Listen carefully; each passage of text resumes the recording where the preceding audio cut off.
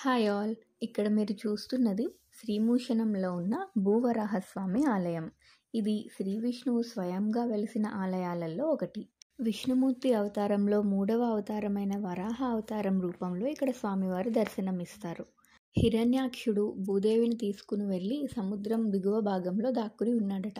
తన తపోఫలం వల్ల మానవులు, దేవతలు, రాక్షసుల ద్వారా మరణం పొందలేని ఈ హిరణ్యాక్షకుడిని సంహరించడం కోసం శ్రీ మహావిష్ణువు వరాహ రూపం ధరించి అతన్ని సంహరించిన తర్వాత ఇక్కడ ఉద్భవించినట్టు పురాణాలు చెప్తున్నాయి. ఇక్కడ స్వామివారు 2 అడుగుల శాలిగ్రామ విగ్రహంలో మానవ శరీరం, వరాహ ముఖంతో 2 చేతులు నడుం పైన ఉంచి విజయభంగిమలో కనిపిస్తారు. మానవ శరీరం పడమర వైపు దర్శనమిస్తుండగా వరాహ ముఖం దక్షిణ వైపు తిరిగి ఉంటుంది. ఇక్కడ అమ్మవారిని అంబుజవల్లి లేదా అమృతవల్లి తాయారని పిలుస్తారు. ఈ ఆలయం చిదంబరం నుంచి 35 కిలోమీటర్లు, కుంభకోణం నుంచి 65 కిలోమీటర్ల దూరంలో ఉంటుంది.